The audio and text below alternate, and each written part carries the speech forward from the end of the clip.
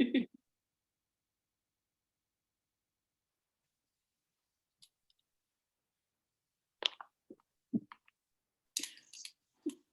afternoon. Today I have the lovely Carol Wyer with me. Hi, Carol. Would you like to introduce yourself and tell us a little bit about yourself?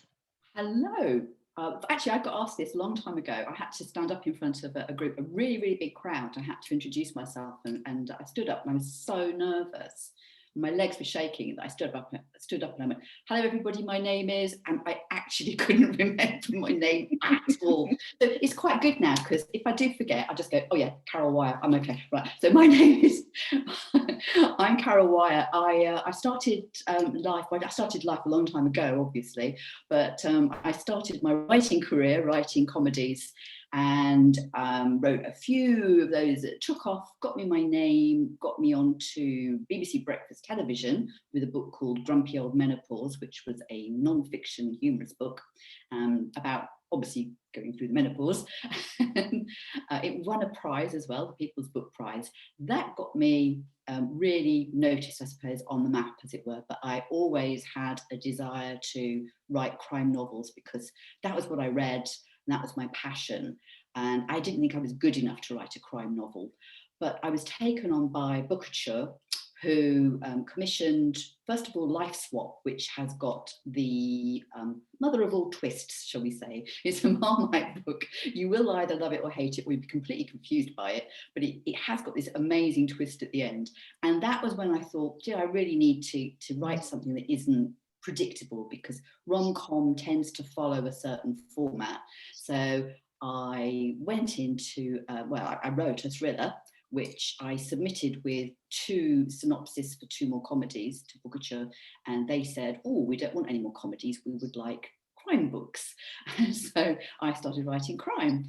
Before that, though, I had a long past, which was, I did all sorts of things. I was largely a linguist, which meant I did translating work and teaching, and I started off my career in Casablanca in Morocco, which always sounds terribly romantic, and I suppose it was in a way. Apart from the day, I used to drive around on one of these little bikes called a Solex machine. It's a bit like a bicycle with a lawnmower engine on the front. That's really the best to describe it. So it wasn't a moped, it was kind of a bicycle with this engine. And I used to go from place to place, because I used to teach within big companies. So I'd either teach them English or French, or I'd go in and do translation works for them. And I was out on my little Solex bike, futting around the streets of Casablanca, and came to some traffic lights. And if you've ever been to Morocco, traffic lights are just full of people on mopeds, donkeys, people, you name it, it's there, vans, and they all shoot off before the lights go to green. And they all shot off, and what had happened was I decided the lights weren't going to change, and I just rested against a donkey, and the donkey hurtled off, and I fell off my bike, got run over by about another 10 donkeys. So very romantic up to that point. So I left Casablanca, not because I fell off my motorbike. I got headhunted and ended up working in the UK for a private school, where I was I taught English as a foreign language largely at that point. And then I started my own language company. So I was going again into businesses and teaching languages, and also teaching for this private school as well. So I kind of was an English teacher. I became a head of department, but I still ran my own business as well. And then I gave it up to become a personal trainer, as you do, because I'd had a lot of health problems, which we'll maybe get onto, but my health hasn't been the greatest over the years, and I had a bad spell with my spine. I'd had several operations on it, and it started to get really bad. The only way to sort it out was to take matters into my own hands. So I took up quite a strict training program, and at the end of it I thought, I really want to help people that are in a similar boat to me, that maybe need helping with their health, that maybe aren't young people but are middle-aged, which is what I was at the time. And so I did that for a while, and then when my son flew the nest, well, we kind of pushed him out, When we got rid of him, I converted his bedroom into an office, and I did what I'd always wanted to do. And we can talk about this at some point, maybe today, if we remember, and I don't go off at another tangent.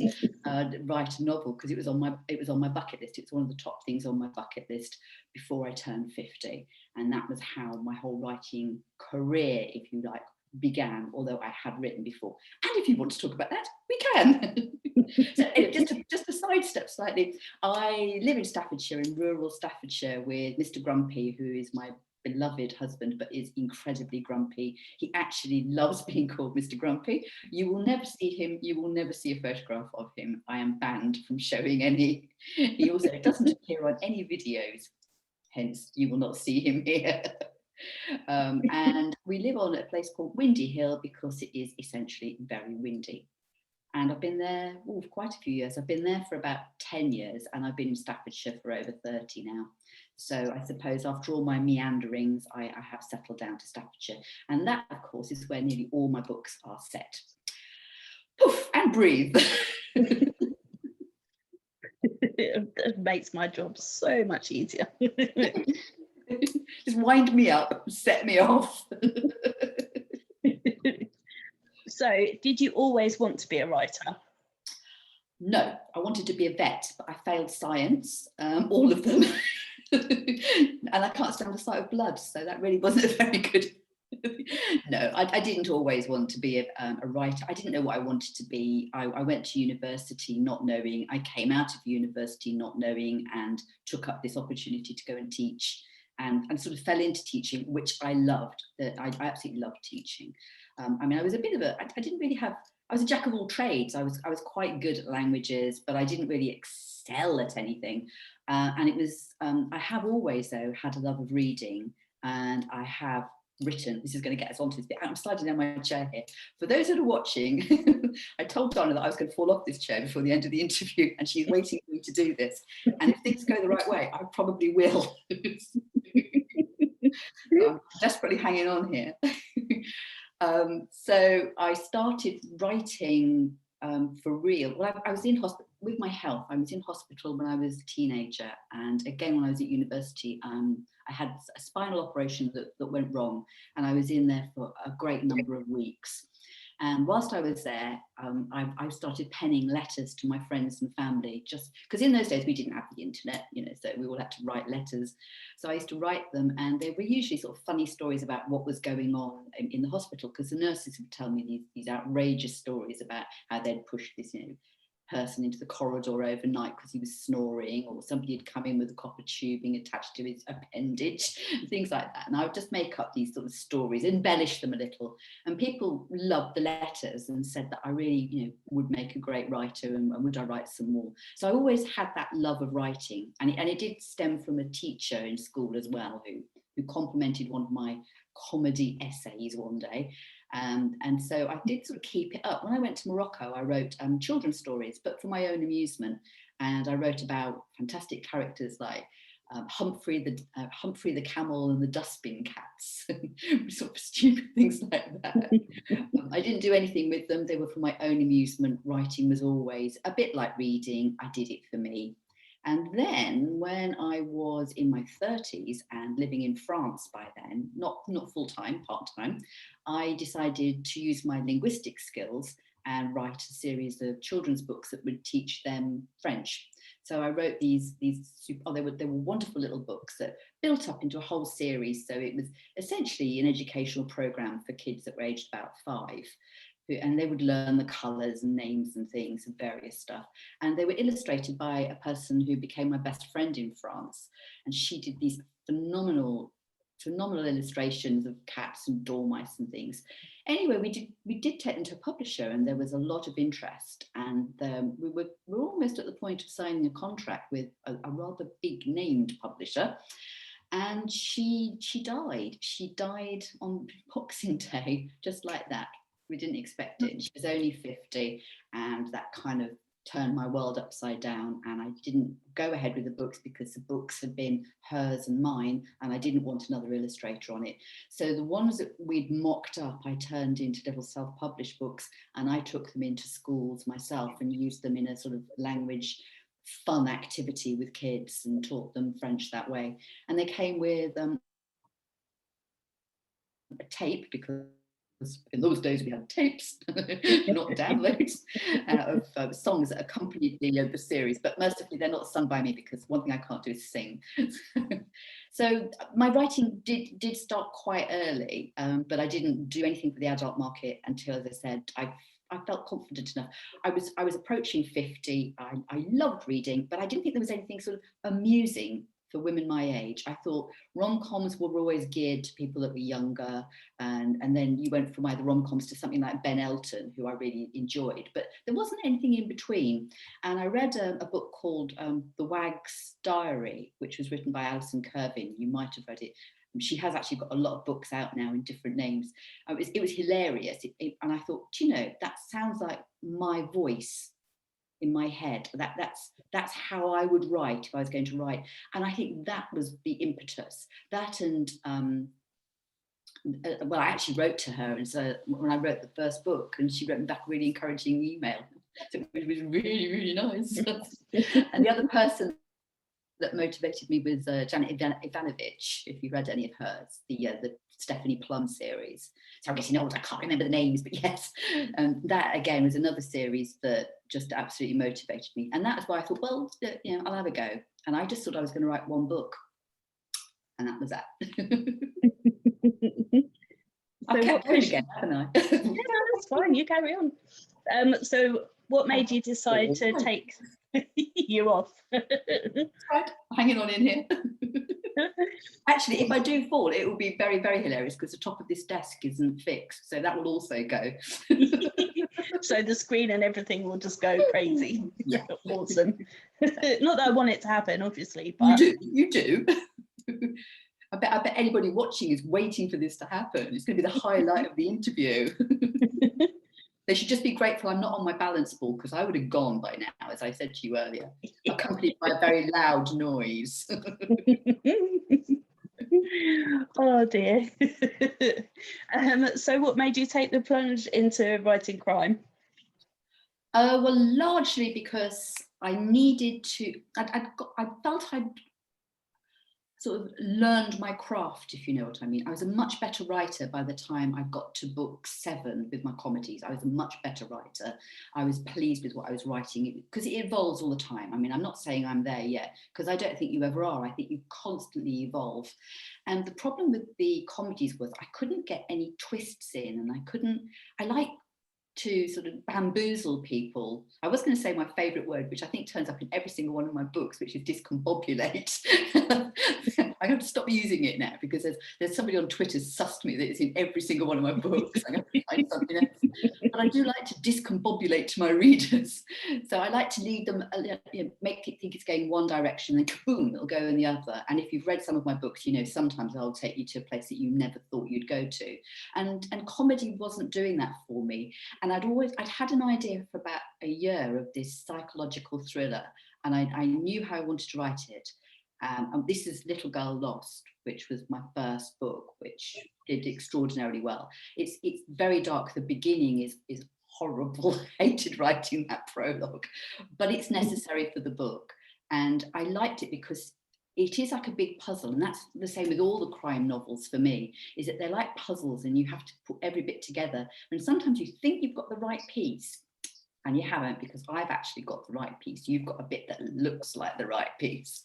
So I really enjoyed doing the crime, and of course that's why I needed to have a better outlet, if you like, than just comedy. I didn't stop writing comedies. I kept writing. I had Take a Chance on Me came out. And then I had What Happens in France, which has got a bit of a twist in it. It's got a bit of dark in it.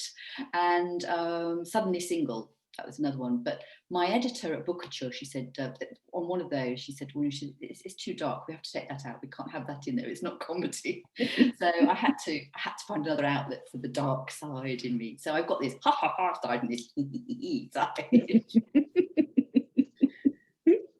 Bit worrying, isn't it? No wonder Mr. Grumpy stays out my way.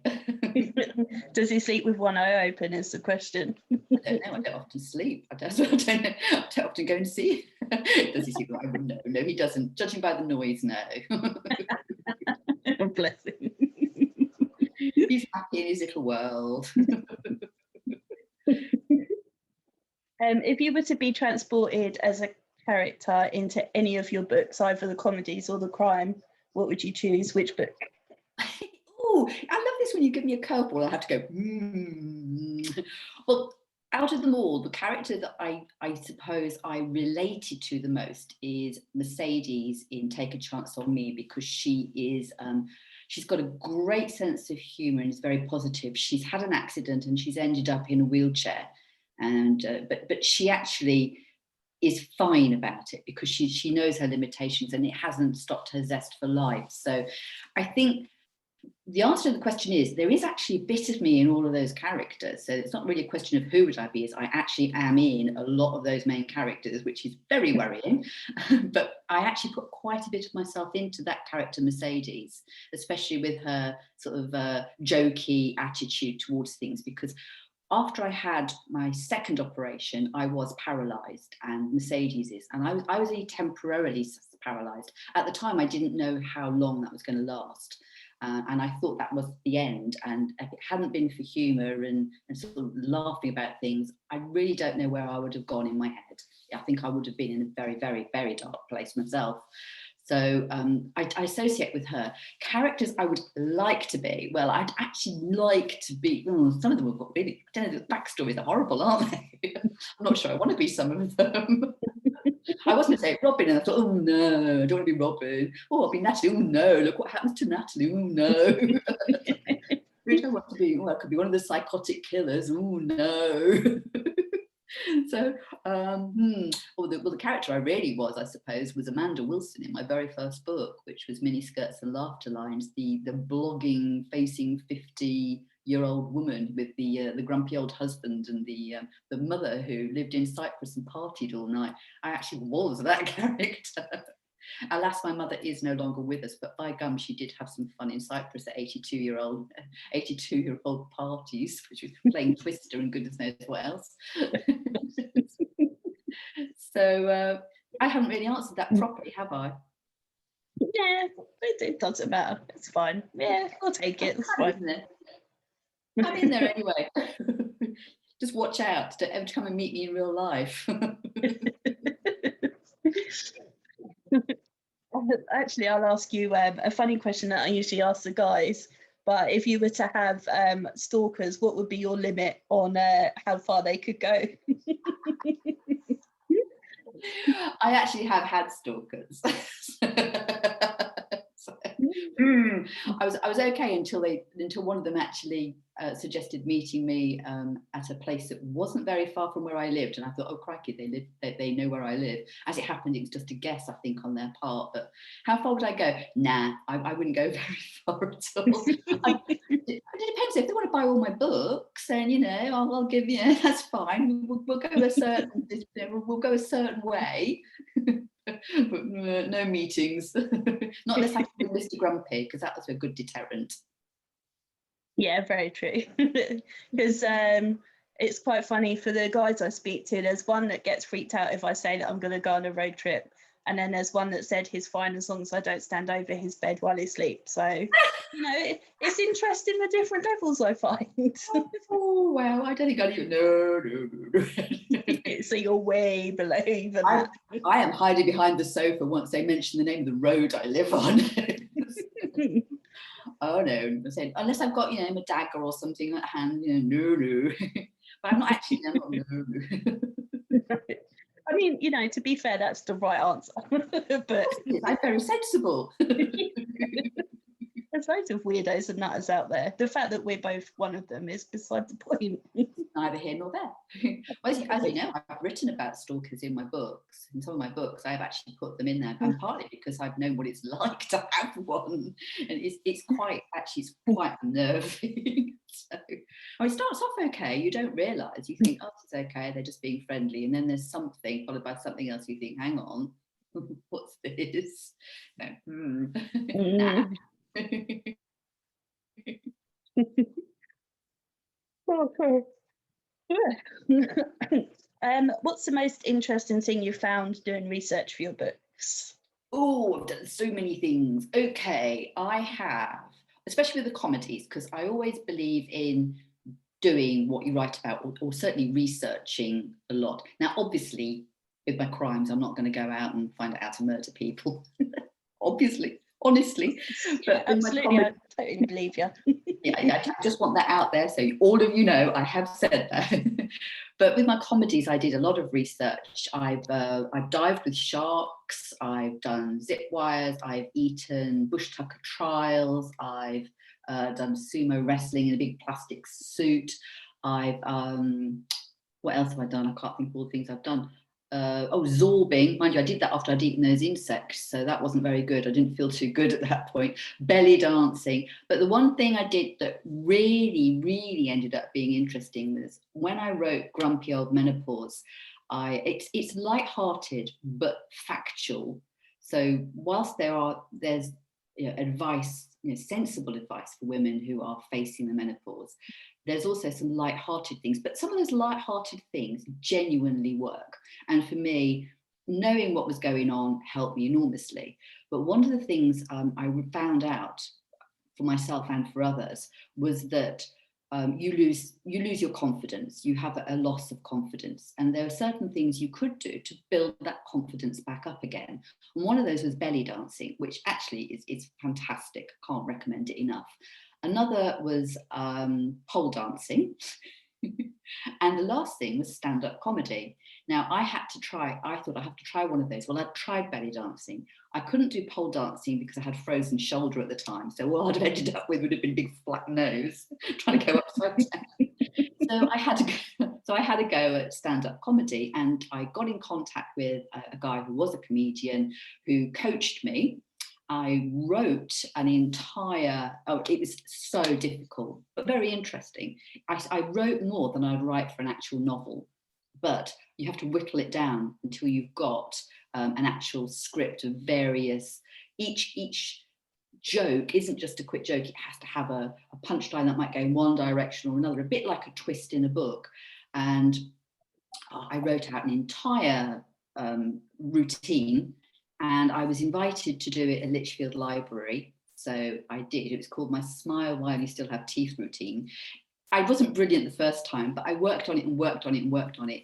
And in the end, I did quite a lot of tour of the Black Country. The libraries had me there. And I ended up, a couple of years ago, 3 years ago, opening the Tamworth Literary Festival with the routine. And so that was a real buzz. That was the most interesting thing I did. I learned a lot about comedy, and also I think I made quite a lot of people laugh, but because I'm half blind, I couldn't see, so it didn't really matter. I slid again. I'm off again. Oh dear. Let's try again. It's no fun if you keep adjusting. I know, but you're just going to see the top of my head at one point.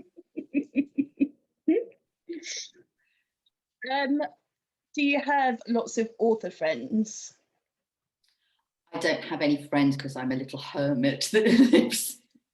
No, that's not true. I did actually, that is true. When I first started, I knew nobody. That was the one thing writing brought to me.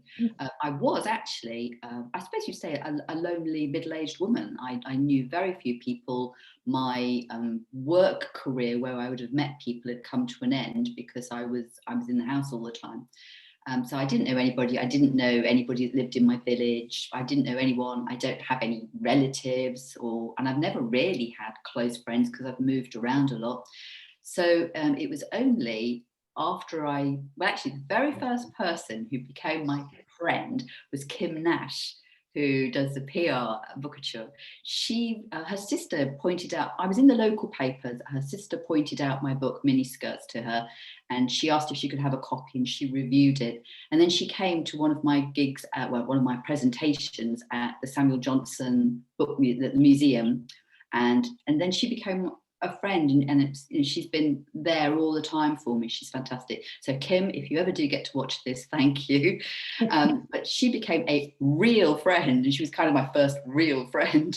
And then when I got taken on by Bookouture, we were invited to an author party, and I was so starstruck. There was Angie Marsons and Kim Slater and Sue Watson and Caroline Mitchell and all these names I knew from being in the little Facebook group but never had met.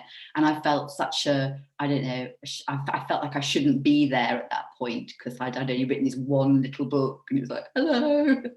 So, but they have over the years, and thanks to Bookouture, there's a Facebook group for those authors and we interact. So thanks to that and going to the various author events and then also getting out there. I'm not terribly good at getting out there. I know I come across as quite confident, but I am a little bit shy and I tend to overcompensate by talking too much, just in case you hadn't noticed. but at events, I'm terrible. I just go, and I go and hide. So yes, I do have author friends now. I'm pleased to say, and some fantastic people. I mean, people like Angie Marston's they're the best. They really are. And do you get a lot of feedback from your readers? Huge amount. You guys keep me going. It started in the beginning. I used to get emails from people before I really got into the social media, and after the first book, which guys and girls, you can. Well, I'm not have to say guys and girls anymore, am I now? It's not right, is it? People out there, readers, you can't buy the earlier books anymore because I've taken them out of print because I'm going to fiddle with them and make them better because I want them to be up to standard or up to my current standard. So they will come back, but just not yet. My first book, Miniskirts and Laughter Lines, there was quite a lot of poignancy in it, but lots of laughter, and I just got so many emails from people thanking me for making them laugh. And there was one lady who wrote to say her friend had died of cancer, and she said that the book just helped her. And it's things like that, it's moments like that. People write to you, or they'll write a review, and they just say one, or they'll just message you. Honestly, it can lift your spirits like you wouldn't believe. Conversely, if it doesn't go to plan, you probably find me hiding underneath the settee, sobbing. But no, my readers, honestly, I write every time when I write an acknowledgement, I thank them because they are my motivation. When I'm stuck on a passage or I'm up all night because I rarely sleep and I'm stuck, it's kind words or encouragement that it sets me off again. So I really, really love them. Big time, all of you. Yeah, it's a lovely community. One that I don't feel like I've been in for that long, but yeah, still feel part of as well. So yeah, it's amazing. Oh, it's a real, isn't it? It's lovely. Yeah, it is. I found out when I wrote that first book to write it. I wanted originally to write a diary, but that was an old, had been done too many times format. So I thought maybe somebody of my age would want to blog, and I didn't know what a blog was. I really didn't even know what that was. So I had to learn to be a blogger before I could really write the book. And in blogging, it was an art imitates life, or life imitates art. I can't remember which way around it goes. The character Amanda Wilson ends up with thousands of followers, and I did. My blog actually attracted so many followers that when we launched Miniskirts and Laughter Lines, I held a virtual party on the blog, and it crashed because there was that many people there. But that blogging community, there are people there today, and I can name two. There's Barbara Brannan White and there's Diane Crode. One lady lives in the US and the other one lives in Devon, and they have been with me right from the beginning, and they've supported me right the way through 25 books, because my 25th came out today, and they're there today congratulating me. And that's like proper friendship to me. I've known these ladies for so long now, and I've known them for 10 years, just thanks to them being bloggers. And it's the same with the book bloggers and just bloggers in general. I mean, it's tremendous. The community is fabulous. I always thought it was like going to a party when you went to someone's blog, or you go, or blogging is, you go to someone's blog. It's like meeting them at a party, and so you have a few words with them, and you say, oh, I enjoyed that post, and they say, oh, good, I enjoyed yours as well, and then they come back to yours. It's a bit like that, isn't it? And you just it grows, and then if you're really lucky, you get to actually meet. Yeah, like I know we both know Zoe, and this time last year I didn't know what blog tools were, or blogs particularly, and now I call her Crazy Blog Lady because she's a crazy blog lady. but There's she's nothing wrong in that. absolutely awesome. So yeah, the time and effort that it takes to go to do blog tours and things is insane. I had no idea. It is absolutely insane. I mean, having blogged, I think that's a good, having been a blogger, I know how long it takes to think of a post, prepare it, set it up. To be a book blogger takes twice as long, or even longer, because you've got to read the book, then you've got to sort out your review, then you've got to put it out, and then you've got to promote it. And that takes ages as well. I mean, I only had to stick my posts up on Facebook or something, but you've got to put it in all the groups, you've got to put it here. I mean, it's actually full time, and book bloggers are so generous with their time for no reward, it seems to me, other than to enjoy the book. And I just think that's incredible. I just hats off to you all. And when I'm asked to write a review or blurb for new authors, which I often am, I can't write it. It's not that I don't enjoy the book, I just end up being so boring with it. Oh, this was really good, I really enjoyed it, it was amazing. So I've got no adjectives left. I am 5 years old, I enjoy it. Terrible. So I don't know how they managed to do it. To summarize, I can't even summarize my own book, let alone somebody else's.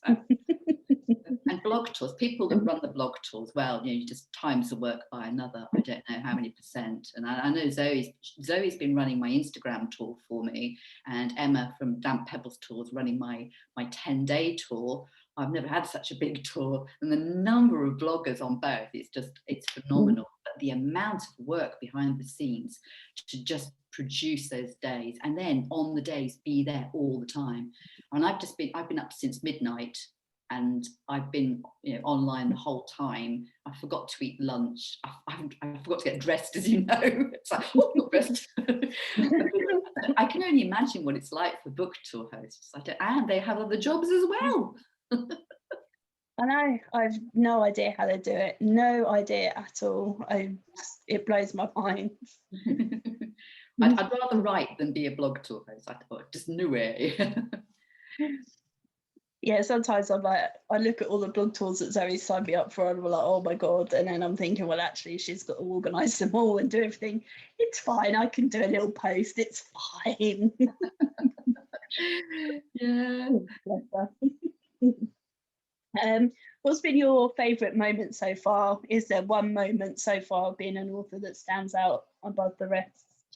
Well, there are lots of them. I guess can I have two? Because one of those was being invited onto BBC Breakfast Television to be interviewed about grumpy old menopause, because they put me up in a hotel in Manchester the night before, and I got pampered, and it was all very nice.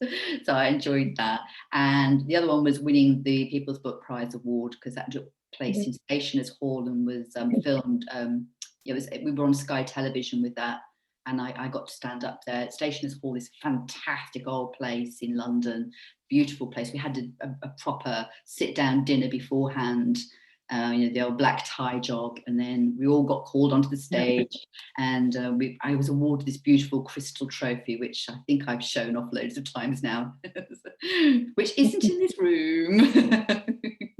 And that was, both of those were huge highlights. But I think the best thing was probably getting signed to Booker, in as much as that made my career.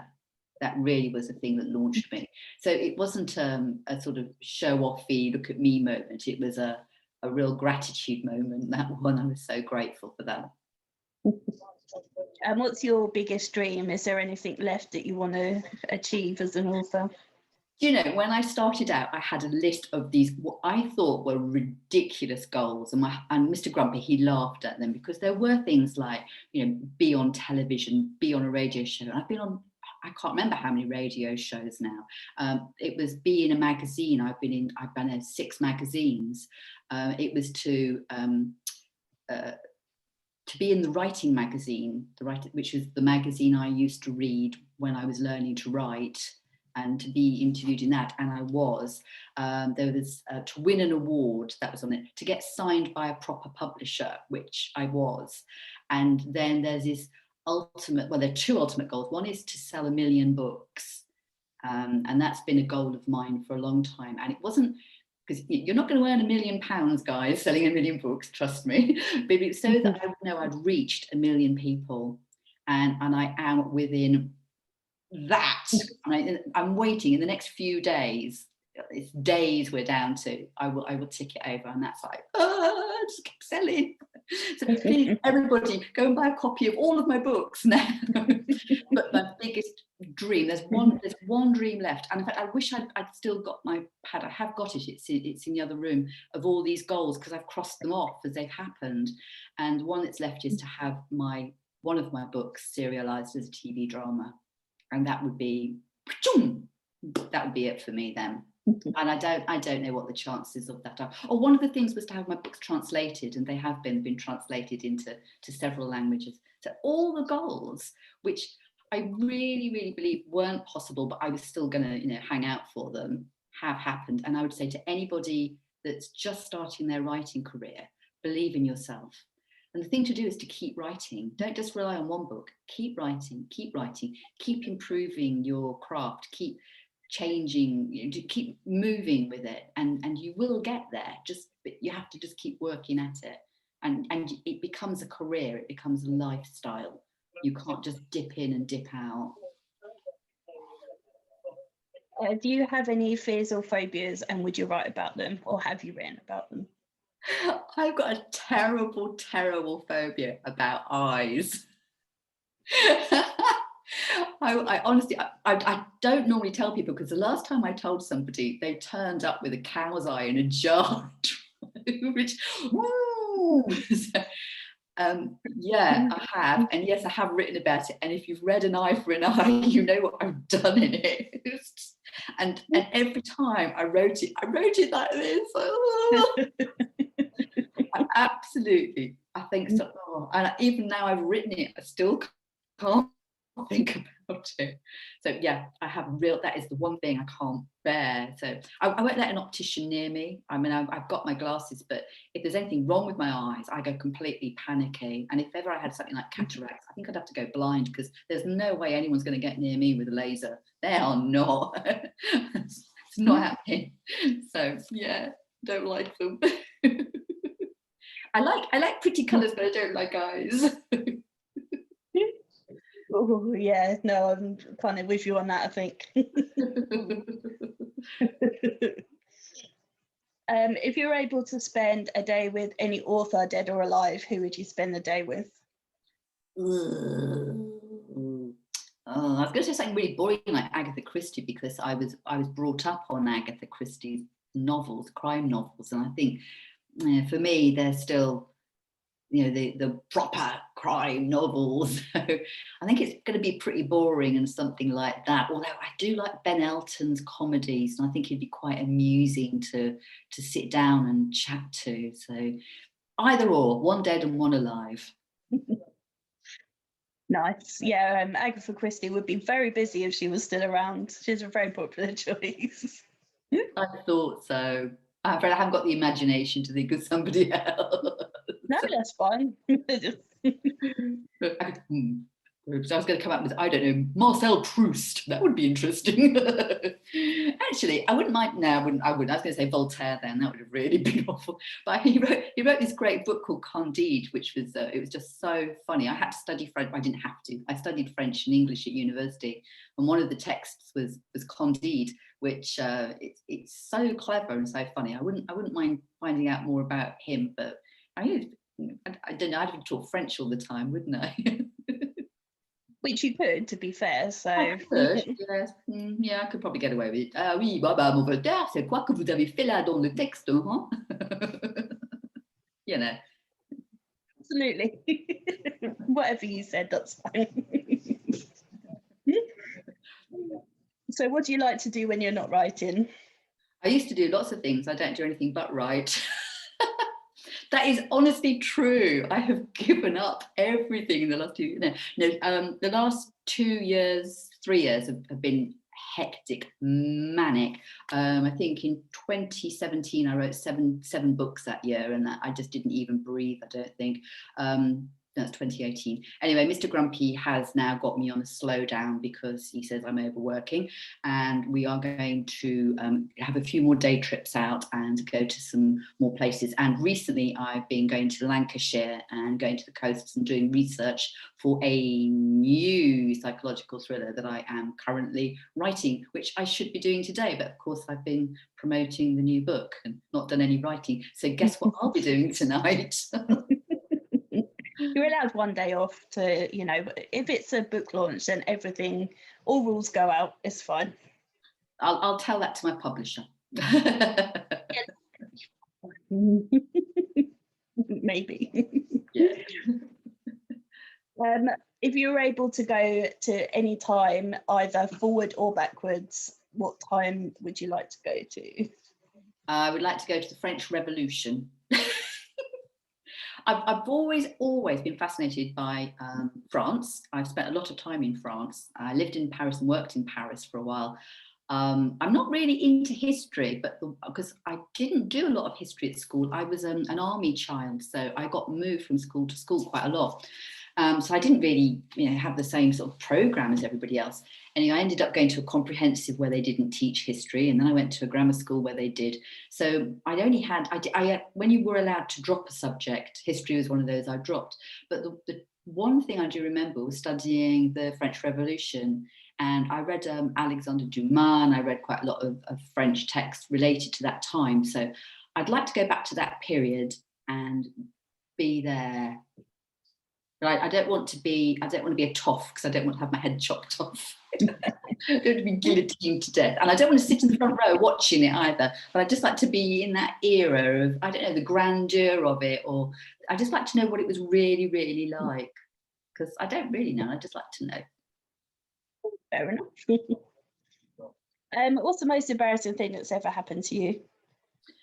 Okay, this one's a tough one. When I was I don't know, 9 or something, I had an accident with a one-armed bandit, which is a fruit machine. Nowadays, you just press these little buttons and 3 cherries comes up and whatever. But back in the day, they had this massive handle, had a big knob on it, and it would come down to there and down. But before it got to here, it was quite slow, and that would go really quickly. Anyway, I was in my father's mess, the place where all the soldiers were, and they said go and play on the machine with some chap that they knew, and he said have a go. So I did, and I pulled the handle down and I smashed my 2 front teeth out.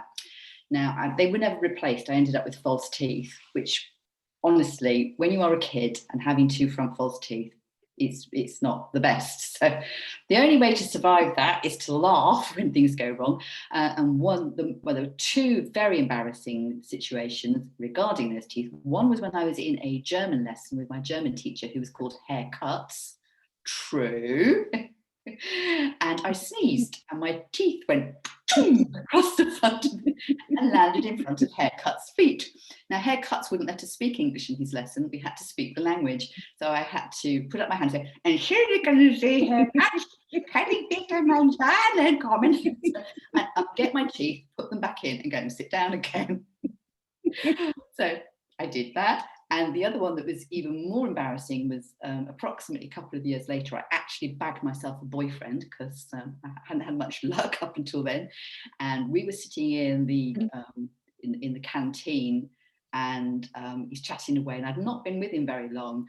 And I looked up and he looked at me in horror, and my teeth were stuck in the bread roll. He dumped me. So I guess it doesn't get more embarrassing than that, really, does it?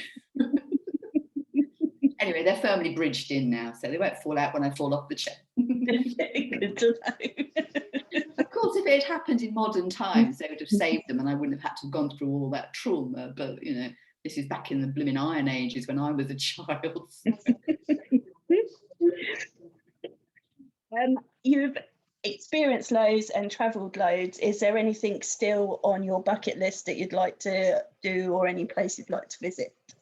I tried to do all my bucket list when I was in my 40s because my spine is decaying. So I wasn't sure how long I had before I wouldn't be able to travel again. So I tried to get in as many countries as I could, and we tried to go to lots of destinations. The one place I've never been to and I would like to have gone to is America. I've not been to any of America. I'd like to have visited that, and especially since my agent's in New York, that'd be kind of cool to have gone there.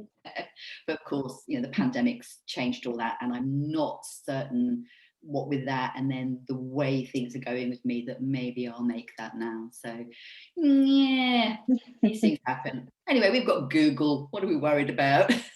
Yeah, Google Earth, I suppose, is pretty much the same, isn't it? So just, you know, pretend you're there. Who was your first celebrity crush? Oh, crikey. Cliff Richard. Seriously, it was Cliff Richard. That is desperate, isn't it? It shows how old I am, apart from anything else. Yeah, I rather like Cliff.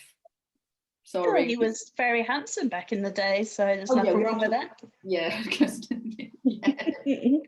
I mean, to be fair, he's not aged that badly, considering. He's aged better than I am. I'm quite, you know, I wouldn't mind. I'm going again here.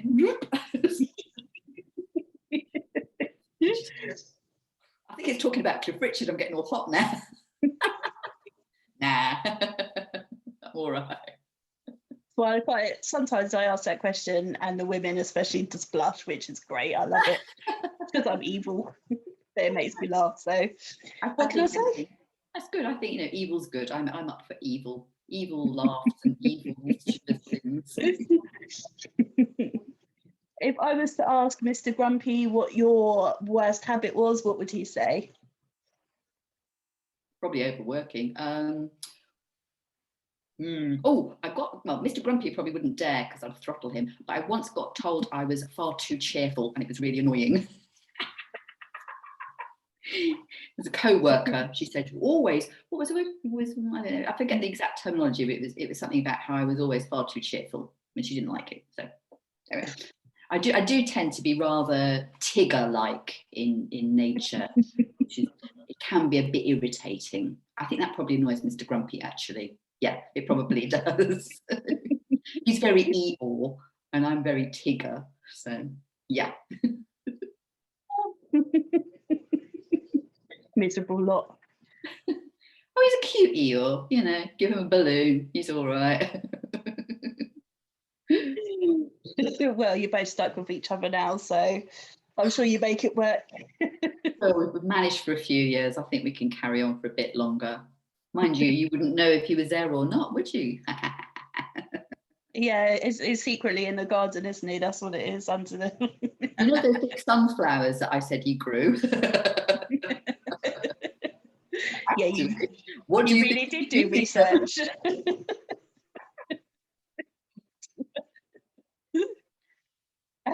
Yes, makes note to self not to piss off Carol. That's fine. Yeah, never give me any sunflower seeds. No, also noted. That's fine. So I suppose, as it is the launch day of your new book, you should tell us about it. Listen, I am coordinated. I always coordinate my book and I'm just checking I am coordinated. I could have worn black, but you know, not a good look. I think orange is better. Yeah, the new book, what's it about? Do you know, I've forgotten. I wrote it so long ago. It's very good. No, it's a follow-on from an eye for an eye. I was going to say to an eye.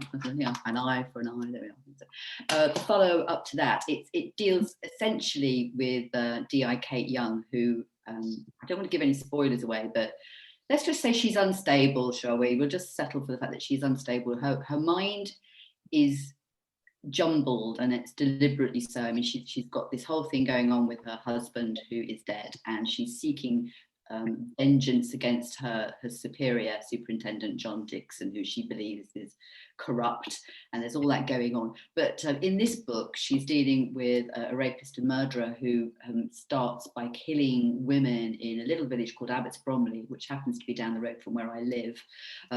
Honestly, nothing like this had happened in Abbots Bromley. It is a charming place. The case rapidly becomes quite serious when it becomes obvious it's a serial killer. But she also has her sister Tilly staying with her. Now, Tilly is her stepsister, not her real blood sister, who normally lives or has been living in Australia, and they have history. So it's a story about what's happened between them and Tilly's past that links to her current investigation. Now, it's seemingly obvious to the reader what's going on, but that isn't really what the story is about, because this whole series is really about DI Kate Young and her team and what is going on with that whole corruption and the other things. Each book is building up to what else is going to happen next. So it's kind of a mixture of those two things, but it is very twisty and it is very dark. And I'm not the best person to talk about my own books. I just go, yeah, well, yeah, read the blurb, it's okay. I'm very sorry, would you like to read it? I was like that. I've been to book festivals and people have looked at their books and I was like, would you like it free? Don't pay for it, it's not good enough. I'm absolutely terrible selling my own work, really am. However, it has got, An Eye for an Eye was the #1 bestseller in January on Amazon. So it's got, I don't know, over 6,500 reviews, and this one's got some tremendous reviews. So all I can say is people seem to be enjoying it. Please look at the reviews. Don't listen to me. I don't know what I'm talking about. I do know that book 3 is really good though.